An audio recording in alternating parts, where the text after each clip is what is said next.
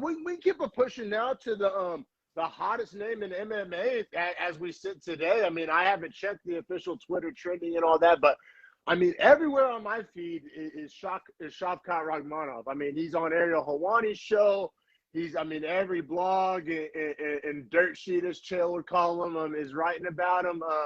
You know, Shavkat Rakhmonov is the hot name, the it factor, the hot name right now in MMA in the welterweight division.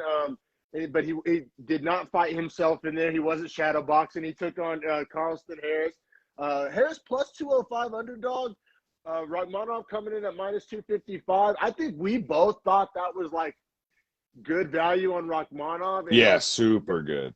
And neither one of us are like bet big favorite type of bettors like at all. And so it's very rare that we would even like a minus 255 on everybody. But like, I mean, we view this guy in high regards. Like, it's like if you got Islam Makhachev or Chimaev at minus 255, you'd be like, oh, damn, that's a pretty good number for the. Usually it's in the fours and high the sixes.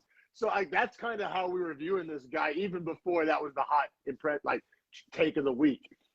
Yeah, no, like the last two times I'd seen him out before this fight, I was blown away with his technique, ability. I mean, because not only does he have the wrestling and grappling, but his striking is insane. And he has, I think, coming into this fight, 7 KOs and 7 submissions. Yes, so it was completely split. He's like insanely well-rounded. And then also he has this long, lanky build where he's listed at 6'1". He looks like he's 6'4". Like, seriously. Like, I mean, maybe that's a little bit of a hyperbole, but goddamn, the longest 6'1" guy, he's like a 6'1" NBA point guard, like a Rajon Rondo. Like, these arms, all arms and legs. You know what I mean? And then he has this strength. Is like, if he was an elk, his back straps. Like, his back straps. Like, it's just, like, he has no really muscle in his arms or really even legs, which is kind of good as a fighter. You don't want to be super, but his back and his core is just like dense as all fuck, super like functionally strong. I mean, there's not much to not like. And I know if this sounds like a stroke job, hey, I got my Jergens over there, but like Shavkat Rakhmonov. But also wanted to let it be known once again, we got a video on our YouTube channel that we posted 9 months ago where we were shoveling coal in the hype train. We were well ahead of the curve. We saw this one coming, and I'm happy he's getting his just due because us being high on him doesn't do that much for his career. Yeah, no, and I mean at 170, like obviously Chimaev is the next guy up as far as legitimate prospect rising through the rankings, but I don't think Rakhmonov's too far off behind him, to be quite honest, and they're very different stylistically, which makes it so much fun.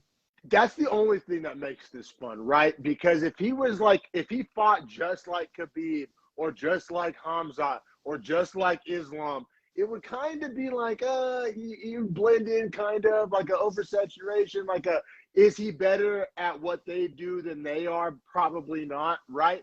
But the fact that he has this different skill set and this different body type and this different like approach even and tempo and all that style makes it interesting because it's like, it makes it's just a clash of styles. It's like in the NCAA tournament basketball, which is coming up, is like when that team that holds everybody to 50 is matched up against a team that averages 90, like clash of styles.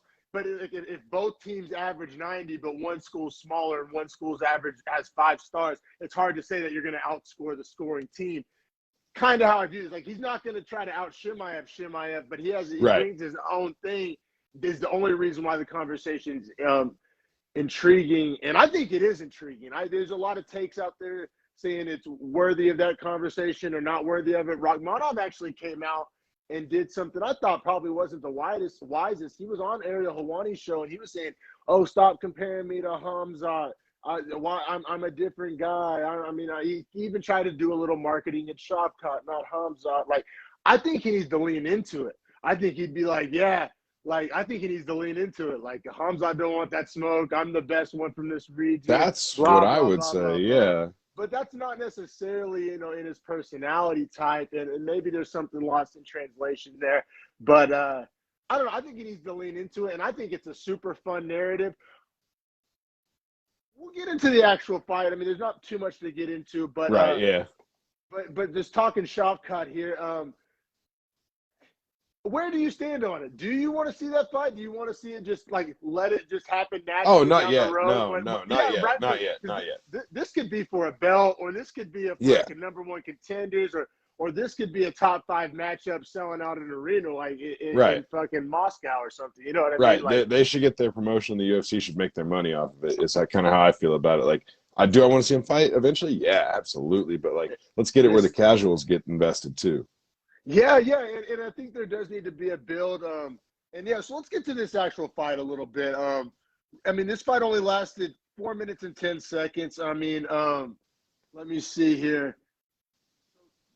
2 out of Shavkat's 3 UFC finishes have come in the first round. The other one coming in the second round, early in the second round. So Yeah. this guy has literally yet to make it halfway through a fight. So like that's where you start to see the Khamzat Chimaev comparison. And Right. he's never beat up. He always could go to a photo shoot after the fight. Oh, he's utterly dominant. Utterly dominant, like not even close. And the names, he's not fighting Cans. I mean, his debut was against Alex Oliveira, which Alex Oliveira, not a world beater, but well respected, not anywhere close to a can. Stud, really, a dangerous fighter. And he just made quick work of him with the guillotine. And then, I mean, Michel Prazeres, I mean, definitely not a world beater, probably not as good as Oliveira or Harris, probably as easy as fight, but still, I mean, got him out of there in the second round. And then Carlston Harris was a dangerous fighter as well coming into this. Like Vegas was giving him a little respect and a quick work of him. So, but what separates this finish, the other 2 UFC finishes were submissions. He gets this one. He drops him with a spinning hit. What is it? A spinning hook kick, I think Felder called it.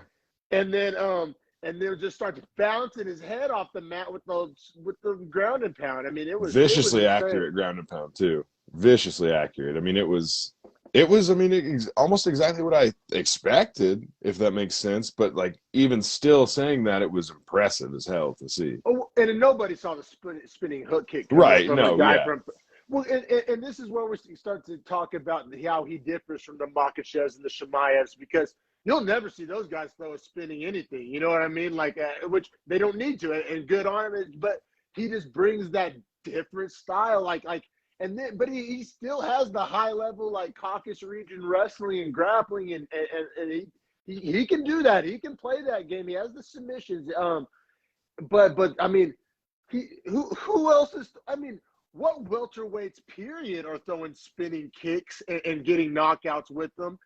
Much less, like I said, like these other guys that from that part of the world that you think of as grapplers. Like the only other guy throwing kicks like that in that division is Wonder Boy. Yeah, for sure.